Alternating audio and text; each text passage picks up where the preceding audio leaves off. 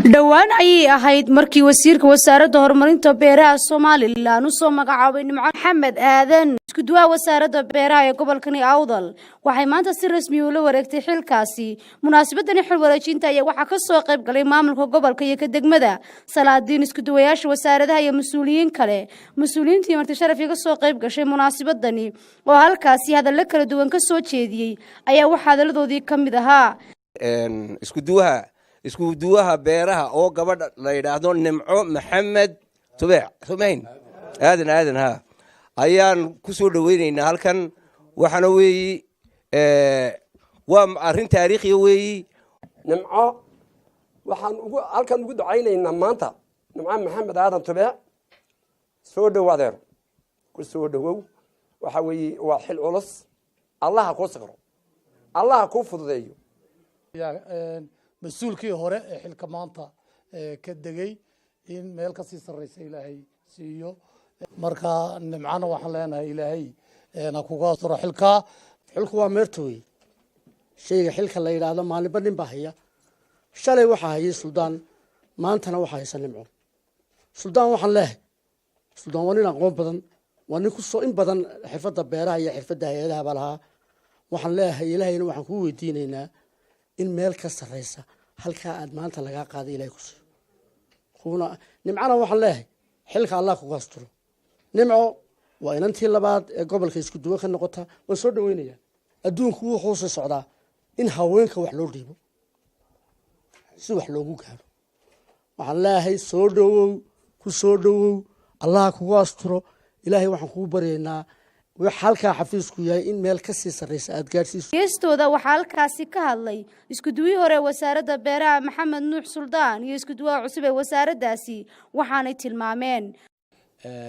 la socotaan xilku waa meerto waxa weeyaan intii aan joogay waxa ay qabsoomay xafiiskan waxaan ku dhisay dalabkaygii qalabka yaala wuxuu ahaa iyo xafiiska dhameystiran muddadii aan xilka hayay buu qabsoomay shaqaaluhu waxaan u imid iyagu 16 qof maanta waxay marayaan 36 xubno shaqaaluhu waa nasi habar iyo habeenkeed tanaya walaashay mar hadii aan dalacayo in aan uga tago iyadana wixii aan hayay iyo wixii gacmaha qaban lahaa ee la shaqeyn lahaa inaan ku hambeeyo oo u reebo marka xigta waxaan xaqan uga mahad celinayaa mudane wasiir Axmed Muumin Saad aad ayaad u mahadsantaan kulay xilka ballaarnad ii garatay inaan xil gobolka u qabto waxaan xaqan ka ballan qaadayaa inaan wixii waajibkayga ah aan maxay heedana insha Allah ka soo bixi doono waxa kale oo u mahad celinayaa Maxamed Nuur Suldaan oo ah isku duwe aan waqti dheer soo wada shaqeynay oo maxay heedana tale iyo wax walba nagu dhiiri gelinayay insha Allah adna waxaan ku leeyahay wada shaqeynteena halkaas ka sii socon doontaa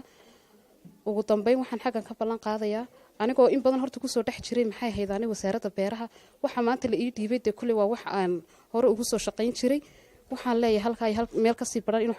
xafiisku gaari doono إن شاء الله وحي أقوان تيدا ودنبينتي وحالكاسي xilku kala wareejin labada isku duwe agaasimaha guud ee wasaaradda horumarinta beeraha waxna uu sheegay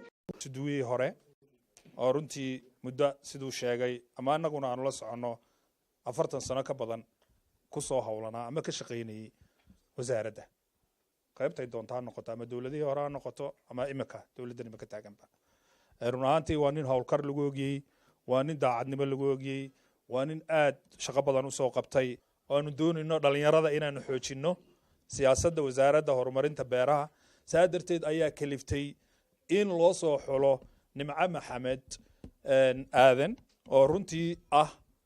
shaqaale aad u wanaagsan ilaahay ku fududeeyo hawshan cusub ee lagu dhiibay waxaana la doonayaa maadaama aad dhalinyaratay isbedelka waxa loo keenay waxa weeye in wasaaraddu ay halka ka sii socoto gobolku waa gobol beereed